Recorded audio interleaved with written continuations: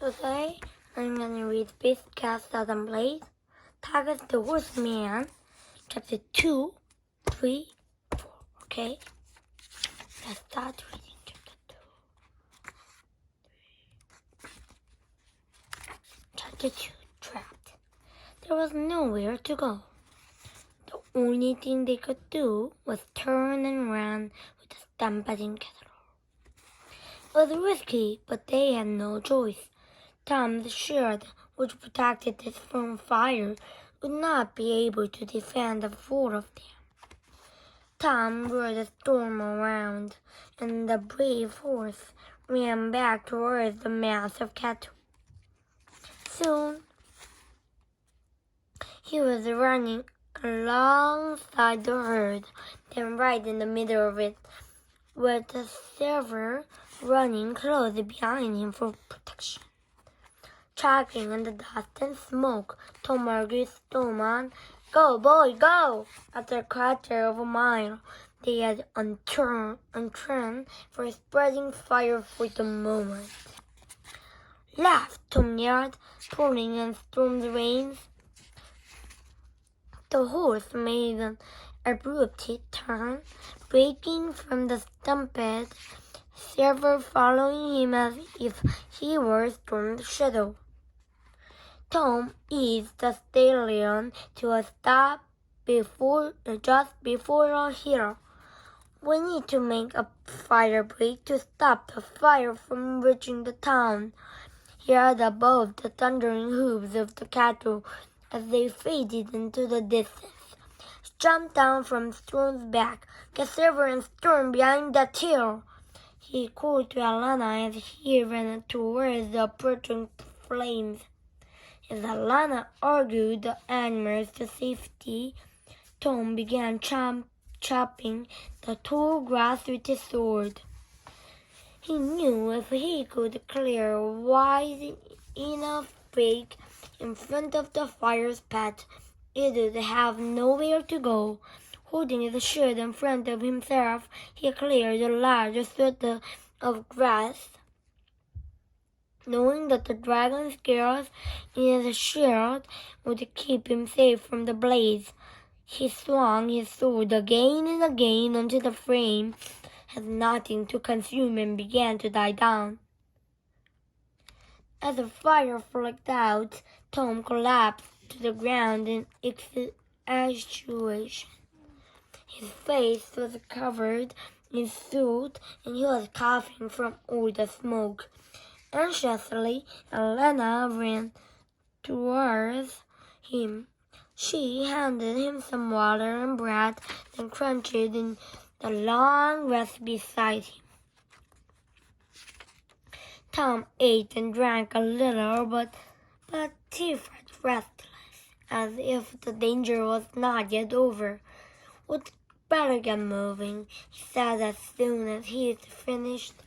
He started up. A shout rang out. There he is! Tom looked up to see a band of men approaching from the direction of the town. Get him! Another man shouted. Tom clutched his sword and shield. Alana, I don't think they see you, he said quickly. Get back to Storm and Silver and take them to safety.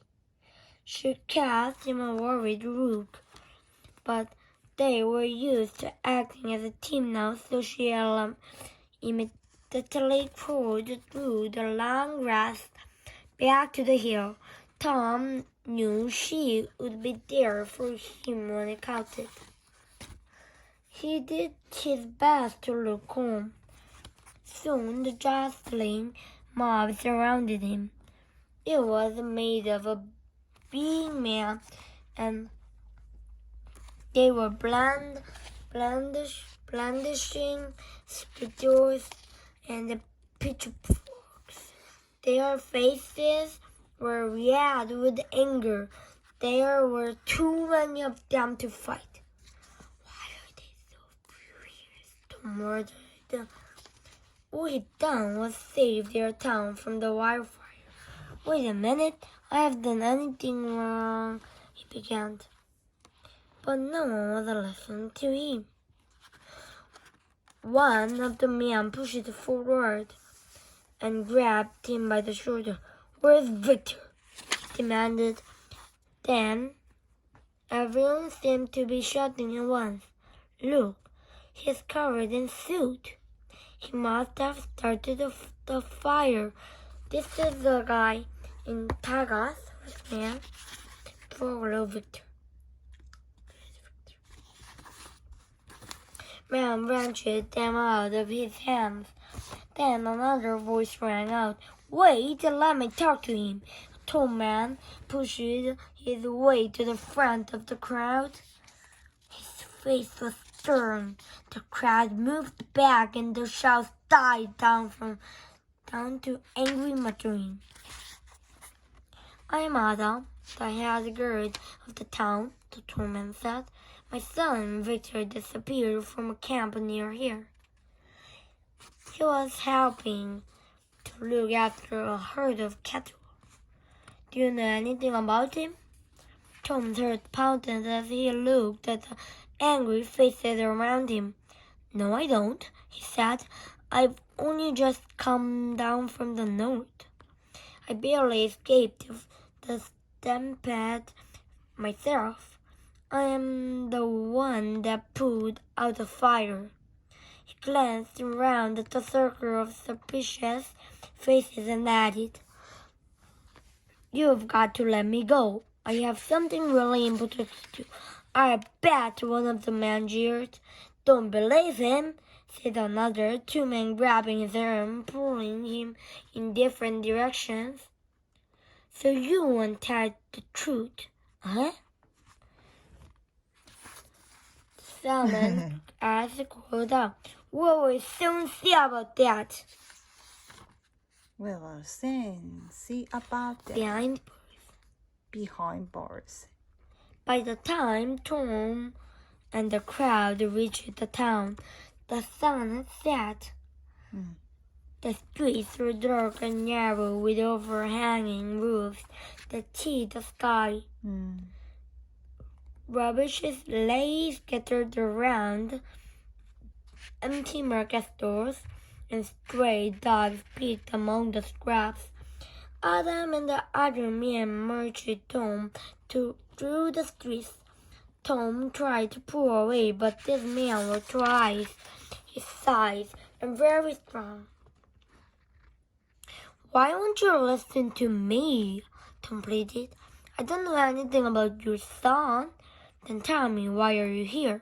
Adam asked him. "What is it that you have to do that's so important?" "I can tell you that," he answered. Tom had promised Wizard that Drew and King Hugo that he would keep his best quest a secret. "Then you give me no choice," said Adam, shrugging. The band of men stopped outside the big stone building. Two girls stood by the door.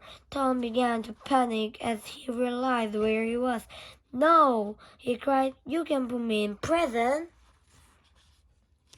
Still keeping a firm grip on Tom's shoulder, Adam turned to face the rest of the men. "Go back to your homes," he ordered. "I see that justice is done." The men shuffled away, giving Tom angry looks as they went. Adam pushed over the door and thrust Tom inside. One of the girls followed. Tom gave himself in a large bare room lit by an oil lamp hanging from a beam. The girl pushed Tom across the room and through an inner door into a long stone-flagged passage. Another lamp hung from the ceiling. On either side of the passage were heavy iron doors. Tom felt his stomach tighten with fear. The girl unhooked a bunch of keys from his belt and opened the door at the end of the passage. Then he grabbed Tom by the arm and drew him inside. Tom poured onto the fritty floor then climbed awkwardly to his feet, rubbing his elbow. He was in a prison cell. "I'll question you in the morning," said Adam gruffly. "A night in the cells showed losing your tongue." The cell door slammed shut, and the guards turned the key. Tom heard the two men work away, their footsteps muffled by the heavy door. He looked around the cell. The walls or floor were made of stone, and there were no windows. Along one wall was a wooden bench with a single tattered blanket. It smelled foul. Tom shivered. "Now what do I do?" he wondered. He was in real danger if he couldn't prove his innocence. And then he wouldn't be able to save Avantia from Target's the horseman. He must free the beast from Marvel's curse, as well as making sure that Elena, Silver, and Storm were safe. But first he had to escape. Hoof-beast in the night. Tom paced the cell. There had to be a way out, he thought.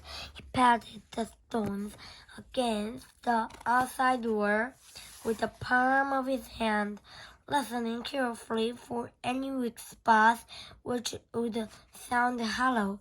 But they were all solid, held together with a mixture of dry dirt and rock flakes. It would be impossible to chip any part of it away without a chisel. Tom sat down on the bench, feeling helpless. Then an idea hit him. If he could get the girl to bring us some food, the door would have to be open, if only for a moment. Tom worked over and examined the door. When the key was turned, a bolt slid from inside the door into a hole in the wall. As he looked closer, Tom's thoughts were interrupted by a drop of water and another. He looked up. There was a steady drip coming from the ceiling. He glanced back at the lock. Over the years, the dripping water had been a gap between the wall and the door, just wide enough for Tom's finger to slip through. Tom tapped at the stone. It wasn't very strong. The water had obviously weakened it. "I wonder," he thought. Tom tore a strip of cloth from his shirt. He knew what to do. He would have to be quick, but it might just work. The moment the door was unlocked, he would stuff the fabric into the hole. Then, when the girl locked the door again, the bolt would force the fabric against the stone. With any luck, it would be enough to crumble the weakened rock. When he felt sure he could do it, he called out to the guard as loudly as he could. "Hello, hello!" He listened as the guard's heavy footsteps came down the corridor. What is it, boy?" he asked roughly. "I'm hungry," Tom said. "Then you'll have to wait till morning," the guard replied clearly. "But I haven't eaten in days." Tom hated the line, but he had no choice. He had "Shoo!" The guard laughed clearly, taking pleasure in being mean. "You have to feed me," Tom yelled. "It's the law of Avantia that you treat prisoner with dignity."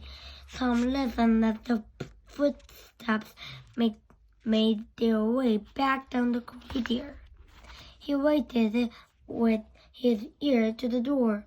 A few moments later, he heard the girl returning.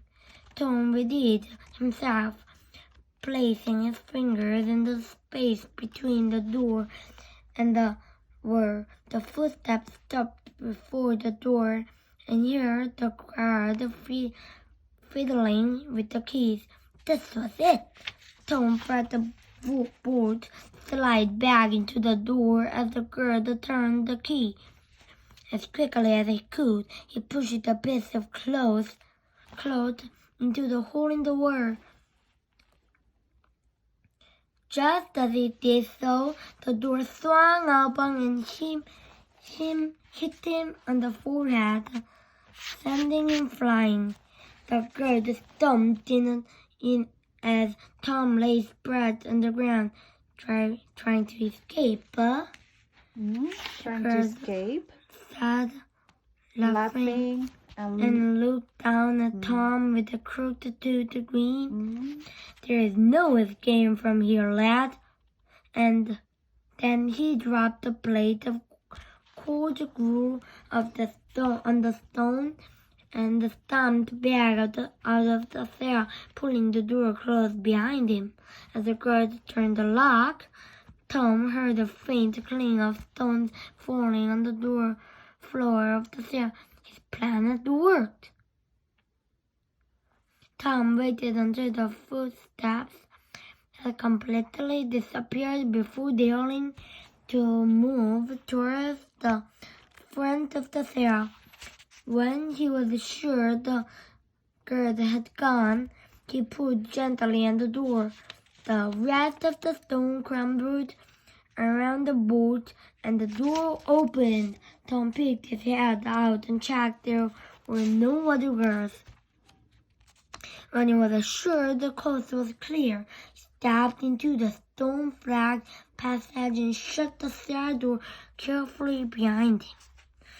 Then he crept toward the big door at the end of the passage.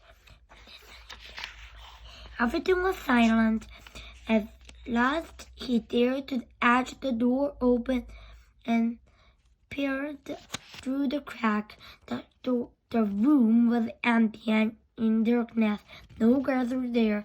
Tom slid into the room and closed the door behind him. Then he froze. The latch on the outer door was being lifted. Tom darted for the only hiding place he could see, a dark archway in one where the outer door swung open and another guard appeared. A check on the prisoners, he said to someone outside. He tramped across the room and through the door to the stairs. Tom's stomach dropped. He only had a few minutes before the guard discovered that he was missing. He had to hurry, but there was another guard outside the front of the door. He couldn't escape that way. Then he realized he was standing at the foot of the spiral staircase. He had no idea where it led, but it was the only way to go. He climbed up, clutching the rope. That's what moved along the door. Grabbing in the darkness, Tom felt a wooden frame in the stone door. It must be a window. He thought. There were shutters, he realized, but they were closed. Tom flummed with the catch and swung them open. Just then the guard called out, "The boy's gone!" The other guy shouted frantically, "Over here! Maybe he went up here!" Tom heard the boatman start up the staircase. He had to get out now! In the moonlight, Tom sat at the window led out into a small balcony. He climbed out of the window and peered over the rail down the street. There were no water guards in sight. This must be the back of the prison.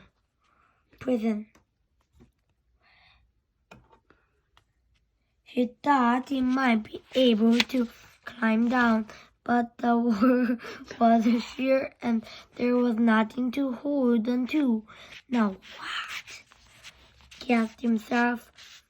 He had to get down fast. He would have to risk climbing over the balcony rail and letting himself drive into the steel But he didn't dare think what would happen if he broke a leg. Tom wished he still had a shield, since he freed Arthur. If had the power to protect him from jumping off, falling from great heights. He was gripping the rail of the balcony, getting ready to swing himself over, when he heard a sound flicking through the darkness. His heart almost stopped. Slow hoofbeats were echoing in the silence of the night, and they were coming towards him. Bye.